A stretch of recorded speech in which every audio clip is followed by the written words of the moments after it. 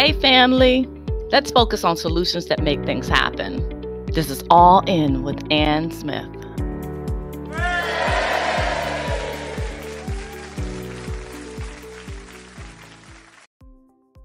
Hey family, welcome back to the channel. If you're new here, I am Ann.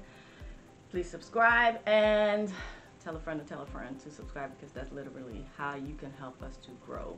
And just it's very encouraging. There's a lot of work, there's a lot of planning, there's a lot of time and effort that goes into this, and I want to keep doing this for you. So if you like what you see, please subscribe and hit the bell notification, and hit the like, and what else,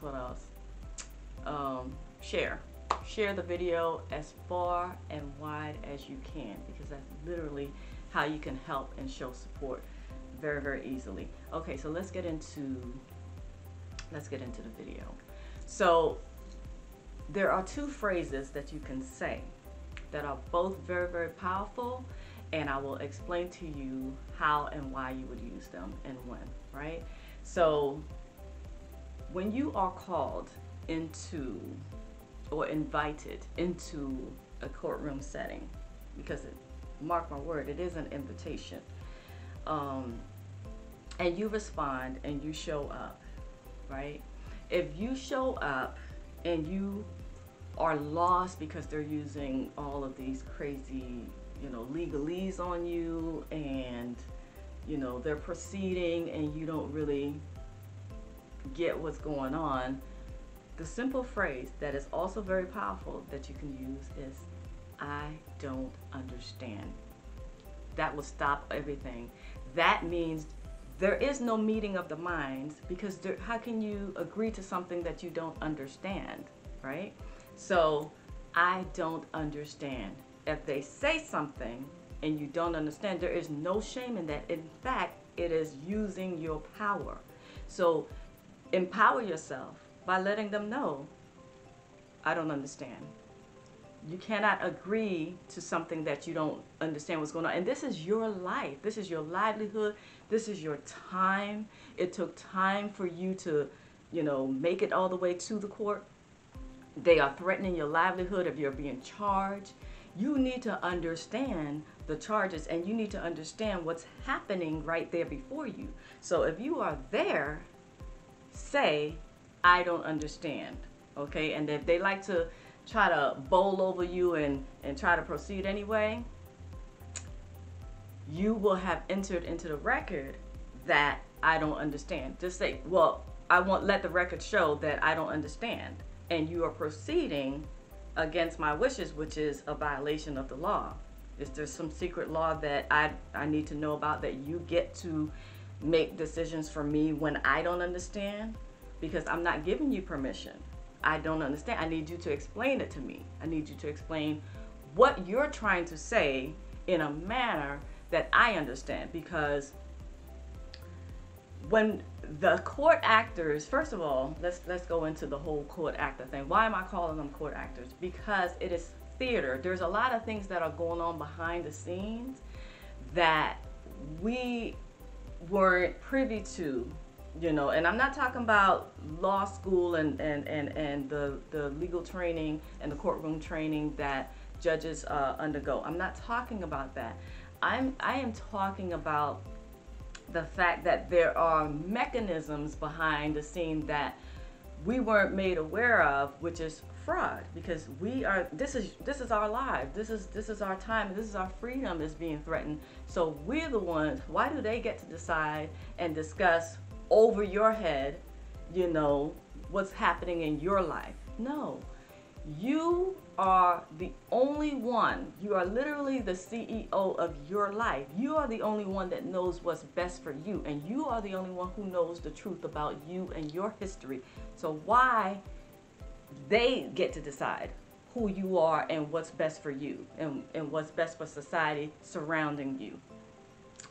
I don't understand. And that's going to buy you enough time and get the explanations, but buy you enough time so that you can, really dig into the laws and the procedures of your case. If you know the laws of your case and you know the procedures of that courtroom, you're going to win hands down. Okay, so I'll get into the second one. I just wanted to make that one very, very clear. I don't understand. Let me tell you, that is powerful. But we've been led to believe that, oh, it's a negative, it's fear-based, and it's embarrassing to admit that you don't know. No, these people are in there trying to decide your life, and they are, grandstanding. It's acting. It's really, really interesting now that I can understand what's going on, now that I know the games that are being played behind the scenes. It's really interesting and fascinating to watch now that I'm seeing it, unfold with new eyes. So it's whew, let me tell you guys, this has been a long journey, and but don't think that I have any special magic, going on. It's not complicated. You just say, I don't understand. If you really don't understand, why would you let them say things about you and your life and what's going to happen to your future if you don't understand? Do not let them proceed without that being on the record. Let the record show, I do not understand. And your lack of understanding forfeits the consent that is needed for them to proceed against you. So, yes, I understand that a lot of different things are going to happen, and there might be a lot of twists and turns, but let the record show that you do not understand by stating it on the record. And say that. Say, I want the record to show. Is it all right for the record to show? Do I have the authority for the record to show?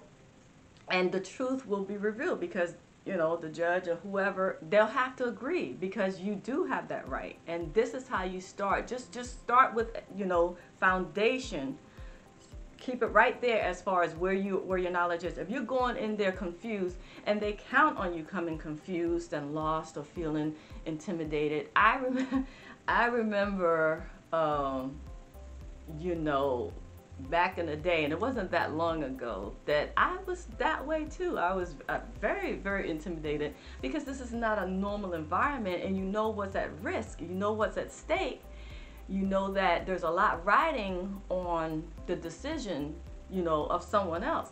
But you're going along and hiring, a lawyer, an attorney, and you don't understand what's going on, and they're speaking all of this gobbledygook. It's legalese, it's profane. It's not English, okay, because it is hidden meanings in a lot of the words that they use.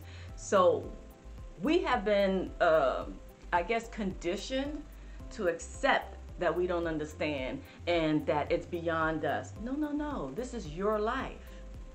So you need to understand, and you need to understand what's going on about you. So it's really just that simple. So I will add the Plain Language Act so that you can raise that as an issue. Really and truly, you don't have to raise any issues. You don't have to raise any rules. You just have to say, I don't understand, and things need to slow down, and things need to be explained to you by everyone in that courtroom what is happening, because really and truly, they're talking about you. It's your case. It's not their case. They might have initiated the case, but they're talking about you and your life and your livelihood, and your freedom is at stake. So everything needs to come to a screeching halt when you say that sentence, that one phrase, 3 words, I don't understand. And if they continue to explain things in a manner that you don't understand, you keep saying it so that they'll get that they need to bring it down 1,000 and bring it down to your level of understanding, and stop using those $10 fancy words to sound like they're super intelligent. And it's just enough is enough. It's time for us to just know the truth of who we are. We have a right to understand the charges that are being, brought against us. And again, I'll go back, like I said in the beginning, it is, even if it's a charge, it's a claim, it's an offer. It's an offer, okay? And you have a right to understand the offer that is being presented to you in a manner that you understand. And if it's not in plain English, which is by law, but again, you don't have to know the laws. You just have to be able to understand so that you can make that decision about your life. So just you know, this is not legal advice. I am not a lawyer. I'm not a paralegal. I'm a legal researcher and pretty much a research nerd. This is the stuff that's really delicious to me. So I just really, but I like things that are simple and uncomplicated, and it doesn't have to be. And that's what they want. People in the courtroom, the court actors, they want you to feel that, oh, this is too much and you need to hire someone. No, you don't. It is really your civic duty to learn the law, right? That's the foundation, that's the basis of government in the first place. But it was stripped away from us because, you know, follow the money. Where does the money go?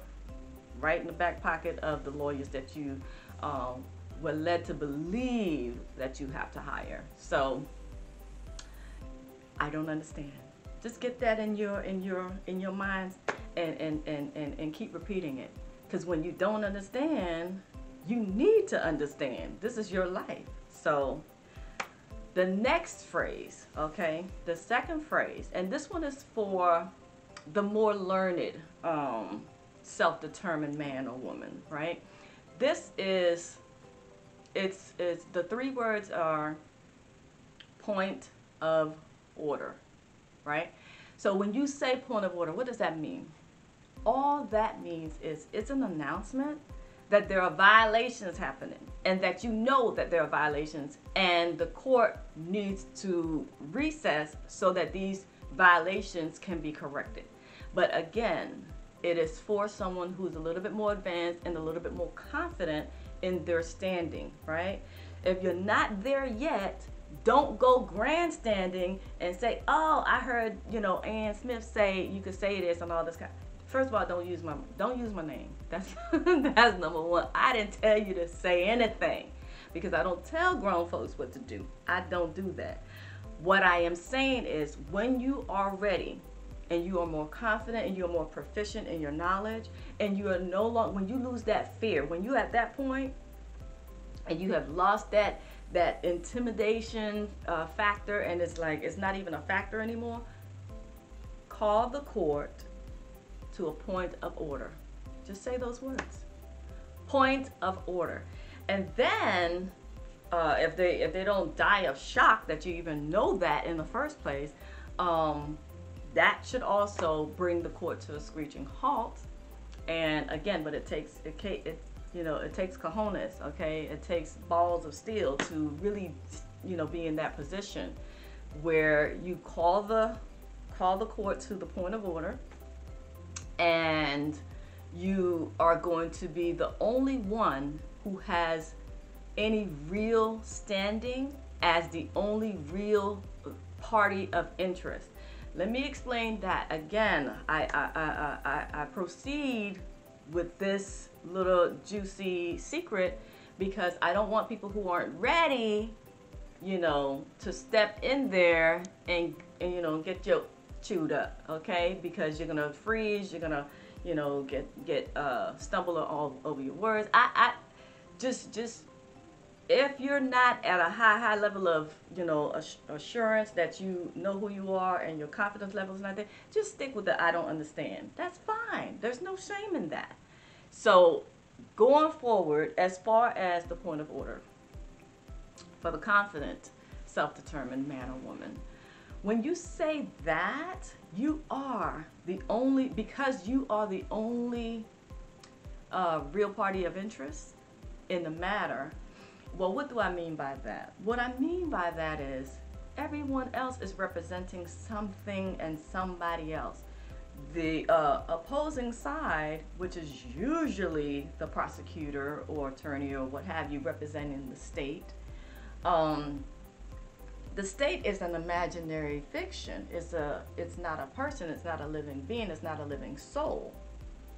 So who are they there really representing? an imaginary friend, does not make a real party of interest.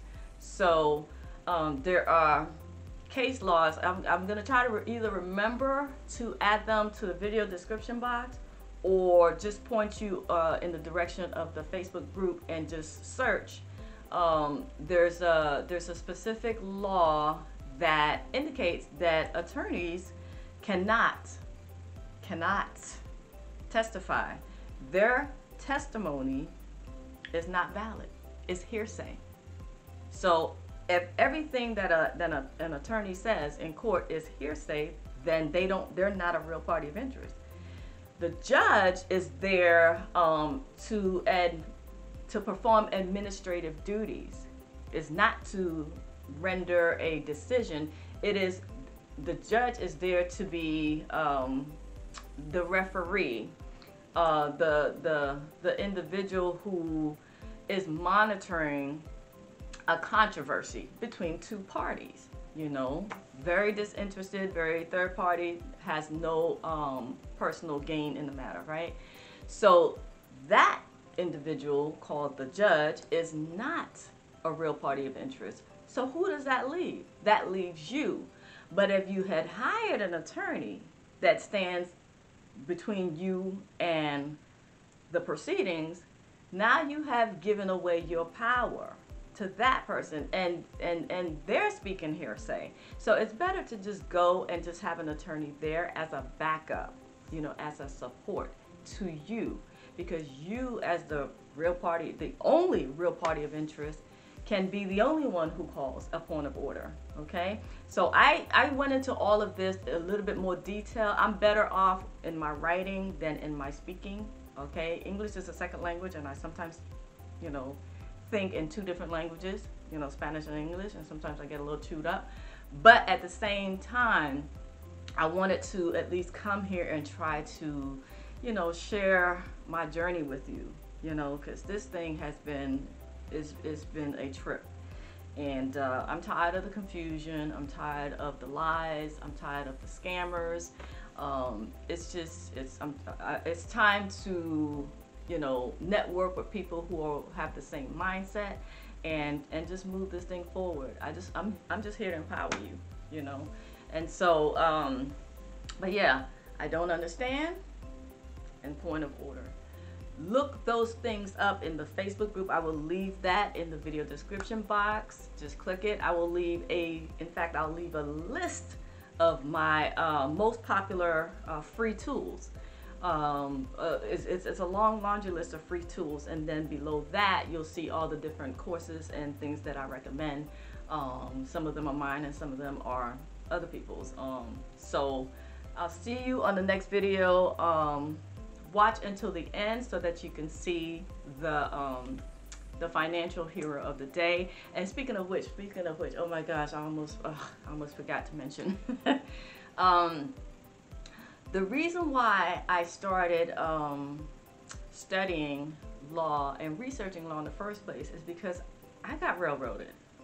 Family members of mine, my daughter specifically, which I'm writing about in Clear Her Name book, got railroaded. And then I started seeing that it was a pattern of people being railroaded because we don't understand what's happening in the courtroom. And it's time for us to take our power back, and that's why I'm here. That's my legacy.